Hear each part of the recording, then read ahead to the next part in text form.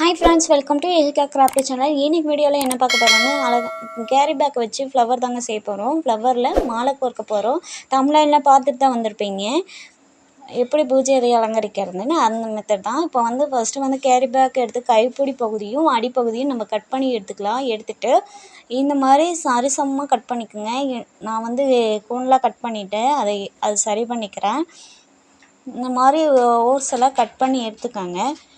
எடுத்துட்டு இப்போ அதை ரெண்டாக மடக்கி நம்ம கட் பண்ணிக்கலாம். தேய்ச்சி விட்டுக்கணும். தேய்ச்சிட்டு அயர்ன் பண்ண மாதிரி தேய்ச்சி எடுத்துக்கணும். அயர்ன் பாக்ஸ் இருந்தால் நியூஸ் பேப்பர் போட்டு அதுக்கு அடியில் கேரி பேக் வச்சு தேய்ச்சிட்டிங்கன்னா நல்லா நீட்டாக இருக்கும்.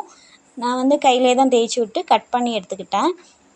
இப்போ அதையும் ரெண்டாக மடக்கி இப்போ நம்ம கட் பண்ணிக்கலாம். கட் பண்ணி அதை 4ஆக கட் பண்ணி எடுத்துக்கலாம். அடிப்பகுதியும் மேல் பகுதியும் கட் பண்ணிக்கலாம். 4 பீஸ் நம்மளுக்கு கிடச்சிரும். அந்த 4 பீஸில் நம்ம 4ஐயும் சரிசமமாக வச்சு நான் கிளிப்பு குத்திக்கிட்டேன். கிளிப்பு குத்திட்டு இந்த மாதிரி விசிறி மாதிரி செஞ்சு 1 பை 1ஆக மடக்கி எடுத்துக்கலாம். நம்ம சின்ன வயசில் இந்த மாதிரி செஞ்சுருப்போம். அதே மாதிரி இப்போ நம்ம கிளிப் எடுத்து மடக்கி எடுத்துக்கலாம். இந்த மாதிரி விசிறி மாதிரி செஞ்சுக்கலாம். செஞ்சுட்டு அந்த கிளிப்பை எடுத்துகிட்டு அந்த கார்னரையும் மடக்கி எடுத்தாச்சு. மடக்கி எடுத்துகிட்டு ஒரு கம்பி போட்டு, நான் கட்டு கம்பி எடுத்துருக்கேன். கம்பி போட்டு நான் டைட் பண்ணி அதை கட் பண்ணி எடுத்துக்கிட்டேன். இப்போ பாருங்கள், பூ ஷேப் நம்மளுக்கு கிடச்சிருச்சு. இருந்தாலும் நல்லா விசிறி விட்டால் நல்லா விரிச்சு விட்டோம்னா ஒரு அழகான ஃப்ளவர் பூ மலர்ந்தால் எப்படி இருக்கும் அந்த மாதிரி ஷேப் நம்மளுக்கு கிடச்சிரும். இந்த மாதிரி 1 பை 1ஆக அழகாக நீட்டாக எடுத்து விடுங்க. எடுத்து விட்டிங்கன்னா நம்மளுக்கு ஒரு அழகான ஃப்ளவர் கிடச்சிரும். பார்க்கும்போதே ஒரு ரோஸ் மாதிரி கிடைக்கும். இது பிங்க் கலர் பேப்பரில் கவரில் செஞ்சிங்கன்னா ரொம்ப அழகாக இருக்கும். நல்லாயிருக்கும் பார்க்கறதுக்கே. ஒரிஜினல் பூ மாதிரியே இருக்கும். இந்த மாதிரி நான் செஞ்சு விட்டேன்.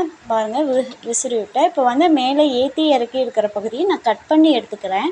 எடுத்தாச்சு. இப்போ பாருங்கள், பார்க்கறதுக்கு அழகாக இருக்குது. அதே மாதிரி இன்னொரு பீஸ் நம்ம கட் பண்ணி வச்சுருந்தோம் இல்லையா, அதே மாதிரி 4ஆக கட் பண்ணி மடக்கி இது மாதிரி விசிறி மாதிரி செஞ்சு மடக்கி எடுத்து டைட் பண்ணிக்கோங்க கட்டுக்கம்பி போட்டு. பாருங்கள், நான் அதே மாதிரி தான் நானும் செஞ்சுருக்கேன். இப்போ ஒரு கேரி பேக்கு 2 பூ கிடச்சிருச்சு. ஒரு அழகாக இருக்குது பார்க்கும்போதே. பாருங்கள், அதே மாதிரி விரிச்சு விட்டாச்சு. ஏற்றி இருக்கிறத கட் பண்ணியாச்சு.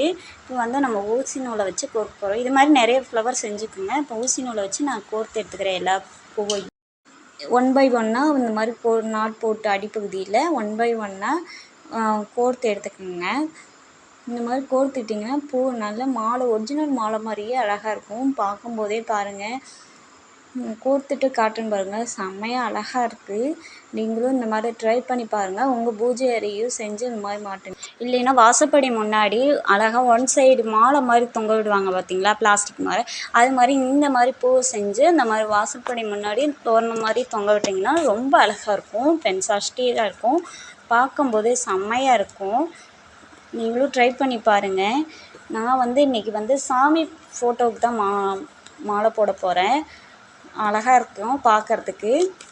அந்த மாதிரி 1 பை 1ஆக கோர்த்துக்குங்க. கோர்த்துட்டு இப்போ முன்னாடி மாலைக்கு முன்னாடி பெரிய இதாக தொங்க விடுவாங்க பார்த்தீங்களா மாலை, அந்த மாதிரி நானும் 2 பூ எடுத்துக்கிறேன்.